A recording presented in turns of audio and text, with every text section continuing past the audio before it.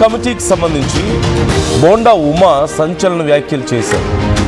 వివరణలు అడిగితే సగం మంది కాపు నేతల నుంచి తీసుకోవాలి, ముద్రగడ సభలో నా వ్యాఖ్యలపై తప్పుడు ప్రచారం చేస్తున్నారు అంటూ ఆయన కామెంట్స్ చేస్తున్నారు. పార్టీని ఇబ్బంది పెట్టేలా నేను మాట్లాడలేదు, నేనేంటో సీఎం చంద్రబాబుకు తెలుసు, పార్టీ నా మీద సీరియస్ అంటూ ఏం లేదు, ప్రజెంట్ అలాంటి కండిషన్ ఏం లేదు, నేను ఇలాంటి వాటికి భయపడే రకం కాదు అంటూ ఉమా అంటున్నారు. ముద్రగడ సభకు పార్టీలకు అతీతంగా అందరూ హాజరయ్యారు. ఎన్నో ఏళ్లుగా ఉన్న పరిచయంతో అంబటితో నేను మాట్లాడాను, నేనేమి ముసుగేసుకొని వైసీపీ వాళ్ళతో మాట్లాడలేదు కదా అంటూ క్వశ్చన్ చేస్తున్నారు. నేను ఉన్నది ఉన్నట్లుగా చెప్పాను, నమ్మినా నమ్మకపోయినా అదే నిజం. ఇవాళ 3 మెన్ కమిటీ ముందుకు బోండా ఉమా వెళ్లాల్సిన పరిస్థితి కనిపిస్తోంది. బోండా ఉమా వ్యాఖ్యలతో కూటమిలో కూడా మరోసారి కాపు చిచ్చు మొదలైంది. మనందరికీ తెలిసిందే, ముద్రగడ పద్మనాభం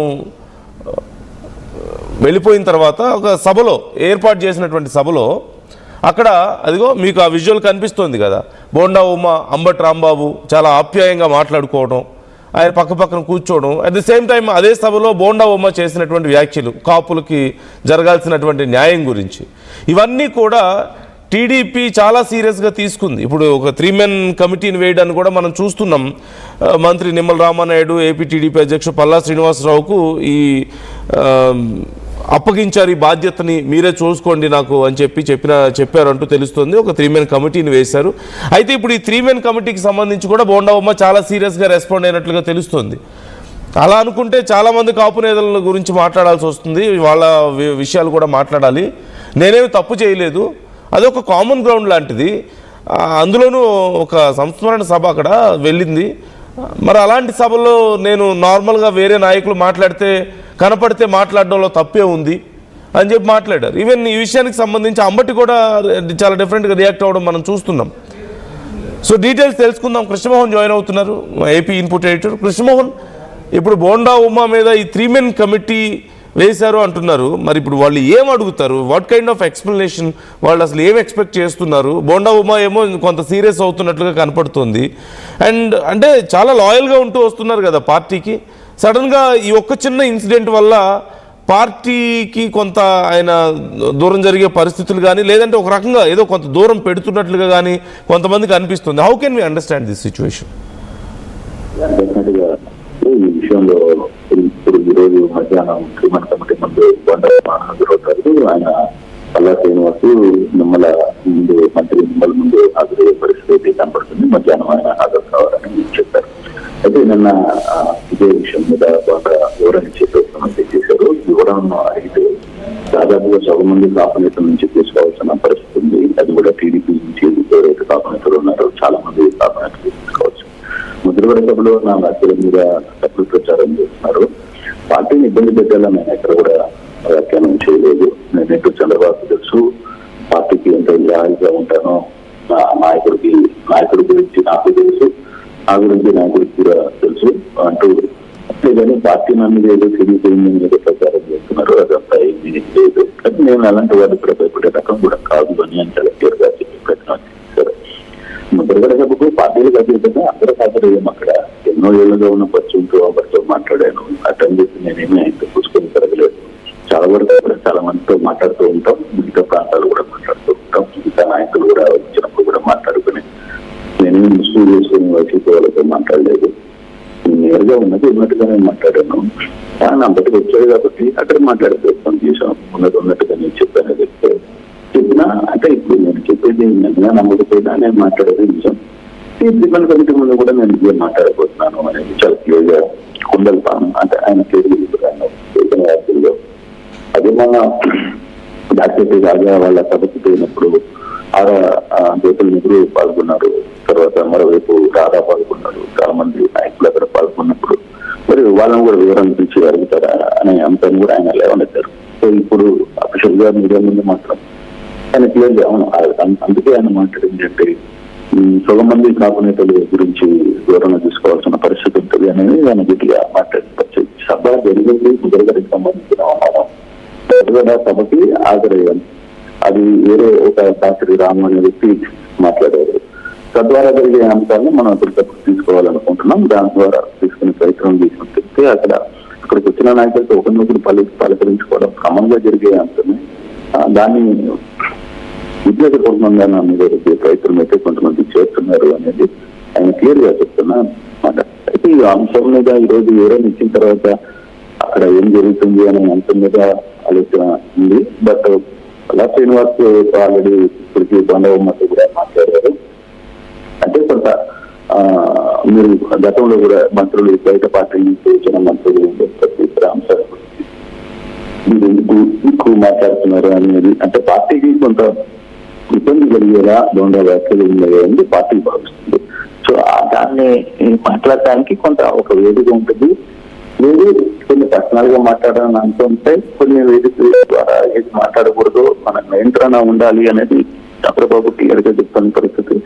మరోవైపు ఆయన ఒక డైరెక్షన్ కూడా వచ్చారు, ఇతర పార్టీ నేతలతో కలిసేటప్పుడు మీరు కొంత బ్యాలెన్స్ ని ఏర్పాటు చేయండి అని చెప్తున్న నేపథ్యంలో మరి ఈ రోజు బోండా ఉమ్మాని మధ్యాహ్నం కలుస్తున్నారు కాబట్టి కలిసిన తర్వాత ఏం జరగబోతుంది, ఏం జరిగింది అనే అంశం మీద కొంత పూర్తి అవగాహన వచ్చే పరిస్థితి మనకి కనపడుతుంది.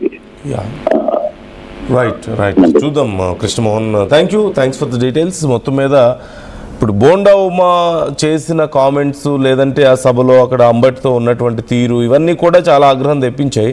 కొంతమంది ఏమో అసలు బోండా ఉమా పార్టీ మారుతారన్న ప్రచారం కూడా ఇప్పటికే మొదలు పెట్టేశారు. అది ఇప్పటికిప్పుడు మరి నిజం ఉందా అందులో అంటే ఖచ్చితంగా ఛాన్స్ కనిపించడం లేదు. And at the same time TDP కూడా చాలా అగ్రెసివ్గా రియాక్ట్ అవుతుంది, ఈ విషయంలో చాలా సీరియస్గా రియాక్ట్ అవుతుంది అనేది కనిపిస్తుంది. పార్టీ కూడా చంద్రబాబు చాలా సీరియస్ అయ్యారంటూ కూడా తెలుస్తుంది. అంటే ఇతర తమ అపోజిషన్ పార్టీతో అంత క్లోజ్గా ఉండడం ఇవన్నీ కూడా కార్యకర్తలకి తప్పుడు సంకేతాలు ఇస్తాయి. రేపు ఎక్కడైనా మరొక చోట కార్యకర్తలు ఏదైనా కొంచెం స్ట్రాంగ్గా సపోర్ట్ చేయాల్సిన అవసరం వచ్చినప్పుడు డేలా పడిపోయే అవకాశం ఉంటుందనో, లేదంటే వాళ్ళ స్పిరిట్ని దెబ్బతీస్తుంది ఇలా ఉంటే. అంటే లోపల వాళ్ళు ఒకటి బయటికి మాత్రం ఇలా చేస్తున్నారు జస్ట్ అని చెప్పేసి అనుకోవడానికి అవకాశం ఉంటుంది. కాబట్టి అలా చేయడం తప్పు అనేది టీడీపీ చెప్తున్న మాట. మరోవైపు బోండా ఉమా చేసిన కామెంట్స్ కూడా అంటే కాపులకు ఇంకా మంచి బెటర్ ప్రయారిటీ ఉండాలని చెప్పేసి, ప్రభుత్వాలు గుర్తించాలని చెప్పేసి కొన్ని కామెంట్స్ చేశారు. సో అవి కూడా ఇప్పుడు ఆల్రెడీ గవర్నమెంట్లో ఉంది టీడీపీనే కాబట్టి, కూటమే కాబట్టి అవి కూడా ఆ కామెంట్స్ కూడా కొంత ఇబ్బంది పెడతాయేమో అన్న ఆలోచనలో ప్రభుత్వం కనిపిస్తుంది. సో ఓవరాల్గా అక్కడ జరిగినటువంటి ఇన్సిడెంట్లో నా తప్పేం లేదు. నేను అలాంటి ఒక సభకు వెళ్ళిన దగ్గర వేరే నాయకులు కనపడితే మాట్లాడడం తప్పే ఉంది, నేనేమో అంత తప్పు మాట్లాడలేదు మాట్లాడేటప్పుడు కూడా అని చెప్తున్నారు. ఇలా మాట్లాడుకుంటే సగం మంది కాపు నాయకులు డీటెయిల్స్ అన్ని తీయాల్సి వస్తుంది బయటకు అని చెప్పి కూడా మాట్లాడుతున్నారు. ఒకవైపు బోండా ఉమా ఈ విషయంలో తగ్గట్లేదు, అంటే ఆయన ఏదో పెద్ద తప్పు చేశారని ఒప్పుకునే పరిస్థితి లేదు. ఇన్ఫ్యాక్ట్ అది తప్ప అంటే మనం పూర్తిగా అవును అని చెప్పలేని పరిస్థితి కూడా ఉంది. అట్ ది సేమ్ టైం కొన్ని కామెంట్స్ విషయంలో మాత్రం మేబీ ఇంకొంచెం కేర్ఫుల్గా ఉండాల్సిందేమో, లేదంటే అక్కడ ఉన్నటువంటి పరిస్థితుల్లో ఇంకొంచెం కేర్ఫుల్గా ఉంటే బాగుండేదేమో, అసలు ఇంత గొడవ జరిగేది కాదేమో అన్న అభిప్రాయాలు కొంతమంది ఉన్నాయి. సో మీకేమనిపిస్తుంది ఈ సిచ్యువేషన్ చూస్తుంటే? మీ అభిప్రాయాలు ఎలా ఉన్నాయి? ఒకసారి బోండా ఉమా కామెంట్స్ చూద్దాం. వెళ్తాం, ఖచ్చితంగా వెళ్తాం. పార్టీ ఒక నిర్ణయం ఆదేశించినప్పుడు ఖచ్చితంగా వెళ్తాం. వెళ్ళిందో జరిగిందో చెప్తాం. జరిగిన విషయం అంతా ఓపెన్లో జరిగింది. ఇట్లేమి కాన్ఫిడెన్స్గా ఎక్కడో ఒక వైసీపీ పార్టీ ఆఫీసులో ముసుగులో మాట్లాడుకున్నది కాదు. అందరూ జనసేన నాయకులు, టీడీపీ నాయకులు, వైసీపీ నాయకులు, కాపు నాయకులు అందరూ ఉన్నటువంటి సందర్భంలో ఇది ఓపెన్గా జరిగింది. మాట్లాడిన నీటిలో ఓపెన్గానే మాట్లాడాం. దాని మీద ఏమడిగినా కూడా సమాధానం చెప్తానికి సిద్ధంగా. అంటే జక్కంపూడి రాజా కార్యక్రమానికి ఇటు రాధా వెళ్ళారు, జ్యోతుల గారు వాళ్ళ అబ్బాయి కూడా వెళ్ళారు. అప్పుడు రాని అది పార్టీని అడగాలి, నాకు సంబంధం లేదు. నా వరకు అయితే నాకు చెప్పిన మెసేజ్ ప్రకారం, నాకు ఇచ్చినటువంటి సందేశం ప్రకారం రేపు సాయంత్రం 4 గంటలకి పార్టీ ఆఫీస్కి రమ్మన్నారు, మాట్లాడుకుందాం అన్నారు. ఖచ్చితంగా వెళ్తా. వాళ్ళకి ఏం వివరణ కావాలో, ఏం డౌట్లు ఉన్నాయో అన్ని కూడా క్లియర్ చేస్తాను. ముద్రగడ్డ ఉద్యమాన్ని లైట్ తీసుకోవటం వల్లే అప్పట్లో 2019లో టీడీపీ ఓడిపోయిందనే వ్యాఖ్యల మీద కూడా డిస్కషన్ పార్టీలో నడుస్తూ ఉంది. అంటే అప్పుడు మీరు చేసిన వ్యాఖ్యలకి ఎందుకని అంత విపరీతార్థం? అంటే అది వాస్తవాలండి. ఇప్పుడు 2014 నుంచి 19 వరకు ఏం జరిగిందో మీడియా తెలుసు, ప్రజలకు తెలుసు, కాపులకు తెలుసు, పార్టీకి తెలుసు, అందరికీ తెలుసు. తెలిసిన విషయమే నేను ఆ రోజు ముద్రగడ్డ గారి సంస్కరణ సభలో ముద్రగడ్డ గారి గురించి మాట్లాడకుండా లేదంటే ఇంకొకళ్ళ గురించి ఎలా మాట్లాడతాం? ముద్రగడ్డ గారి గురించి మాట్లాడాలి. ఆయన ఏం చేశాడు, ఎలా చేశాడు, ఏం జరిగింది అనేది నాకు ఆ అంశం తోచింది. ఆ అంశం గురించి, ఎందుకంటే నాకు 1988 నుంచి ముద్రగడ్డ గారితో సంబంధాలు ఉన్నాయి. ఆ రోజు కాపునాడు ఇక్కడ పెట్టినప్పటి నుంచి కూడా మేము సన్నిహితంగా మెలిగినవాళ్ళం. కాబట్టి అప్పటి నుంచి 1988 జూలై 10వ తారీఖు నాడు విజయవాడలో కాపునాడు జరిగింది. అప్పటి నుంచి మాకు సంబంధాలు ఉన్నాయి. ఆ రోజు నేను ముద్రగడ్డ గారు నిరాధ్యక్ష కూర్చుంటే తెలుగుదేశం పార్టీ శాసనసభ్యుడిగా ఉంటూ నేను ఆయన్ని ఆపటానికి కాకినాడ వెళ్ళి తోట త్రిమూర్తులు గారిని కూడా, ఆయన కూడా ఎమ్మెల్యే, టీడీపీ ఎమ్మెల్యే, ఇద్దరం కలిసి ముద్రగడ్డ గారి ఇంటికి వెళ్ళి ఆయన్ని నిరాధ్యక్ష చేయొద్దండి, మీరు సమస్యలు ఏమంటే ముఖ్యమంత్రి గారి దృష్టిలో పెడదామని చెప్పి ఆయనతో మాట్లాడి నెక్స్ట్ డే మార్నింగే ముఖ్యమంత్రి గారు వైజాగ్లో ఉంటే నేను తోట త్రిమూర్తులు గారు మళ్ళీ విశాఖపట్నం వెళ్ళి విశాఖపట్నంలో ముఖ్యమంత్రి గారికి దృష్టిలో అన్ని పెట్టబట్టి చంద్రబాబు గారికి ఎమ్మంటే ఆయన ఇద్దరు మంత్రులు పంపించాడు. అచ్చెన్నాయుడును ఇంకో మంత్రి కిర్లంపూడి వెళ్ళి కిర్లంపూడిలో ఆయనతో మాట్లాడి ఆయన అడిగిన విషయాలన్నింటినీ కూడా పరిశీలిస్తామని చెప్పి హామీ ఇచ్చి ప్రభుత్వం తరఫున చేశారు. ఇన్ని వాస్తవాలు, దీన్ని ఎవరు కాదంటానికి లేదు, ఎవరు వక్రీకరించడానికి లేదు. కాబట్టి ఆ వాస్తవాలను నేను ఆ రోజు చెప్పా.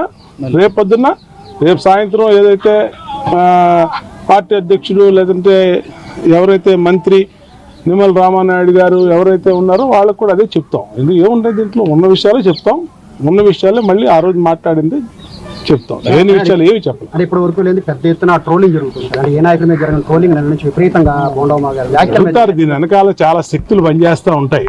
ఇప్పుడు పార్టీలో పనిచేస్తున్నప్పుడు అనేక వ్యక్తులు ఉంటారు, దొంగ పేర్లతో కూడా. నిన్న ఇక్కడ సత్య అని మా అమ్మాయి ఉంది ఇక్కడ డివిజన్ పార్టీ, ఆ అమ్మాయి పేరు